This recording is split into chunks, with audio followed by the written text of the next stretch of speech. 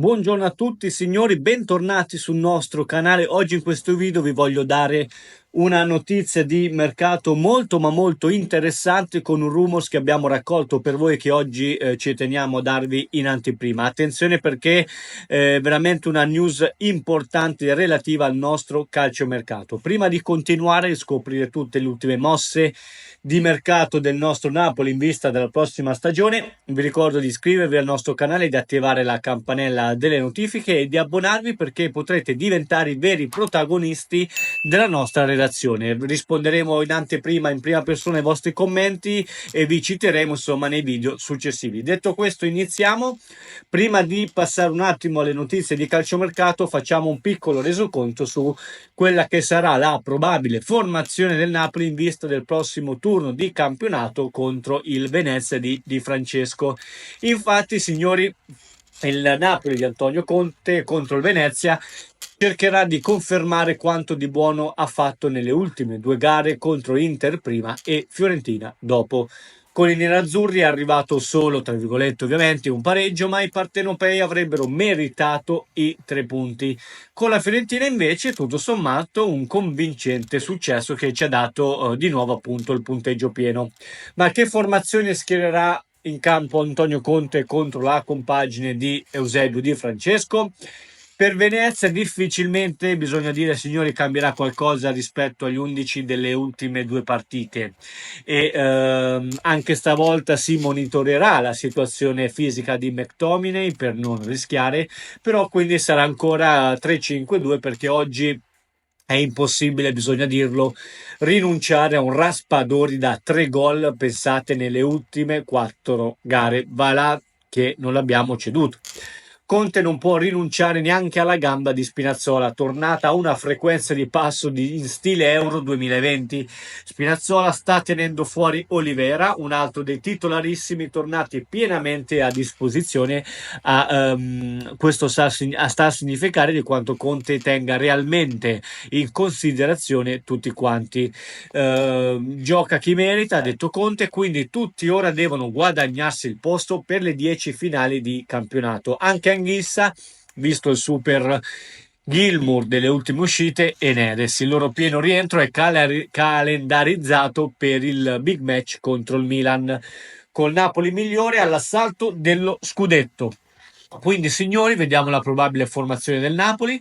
In porta Merè, difesa a 3 con Di Lorenzo, Ramani, buongiorno. A centrocampo Spinazzola, Politano, McTominay, Lobotka e Gilmour. Davanti Raspadori, Lukaku. Vediamo, speriamo di riuscire a portare a casa altri 3 punti fondamentali per lo scudetto. Perché sì, signori, ormai bisogna dirlo, l'obiettivo del Napoli è la vittoria dello scudetto. Ma tralasciamo un attimo le notizie legate al campo, spostiamoci a quelle del calciomercato. Infatti abbiamo raccolto per voi un'indiscrezione pazzesca che riguarda appunto il prossimo colpo del Napoli che potrebbe arrivare, pensate un po', dalla Juventus. Infatti, come anche riportato dal noto esperto di calciomercato Alfredo Pedulla, il Napoli avrebbe messo sotto la lente di ingrandimento proprio lui. Tenetevi forte, Dusan Vlahovic.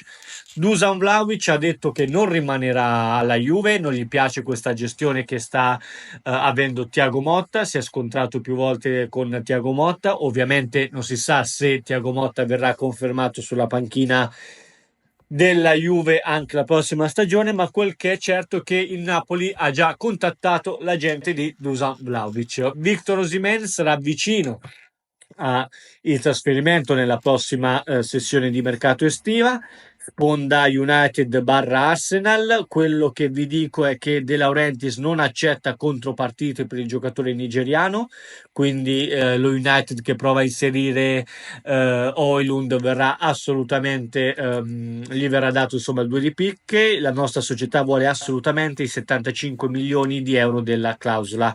Questi soldi potrebbero essere reinvestiti per portare in azzurro Dusan Vlahovic a un prezzo di saldo perché Vlahovic non rinnoverà con la Juve e quindi questa cosa potrebbe dare il coltello dalla parte del manico al club di De Laurentiis, che potrebbe così vestire di azzurro un giocatore, comunque un cannoniere, un giocatore d'aria assolutamente molto ma molto interessante, e dare così ad Antonio Conte un'ulteriore freccia per il suo arco, anche perché Lukaku si è visto un po' in difficoltà nelle ultime partite e chissà come sarà la prossima stagione, perché comunque consideriamo che ormai Lukaku non è più un giovincello. Detto questo, Dusan Vlahovic Napoli, una pista assolutamente da seguire, i contatti sono già stati avviati con il suo entourage, si potrebbe chiudere veramente in fretta perché non rientra più nei parametri societari del club azzurro, e così dare ad Antonio Conte una punta subito pronta per il ritiro. Vi ricordate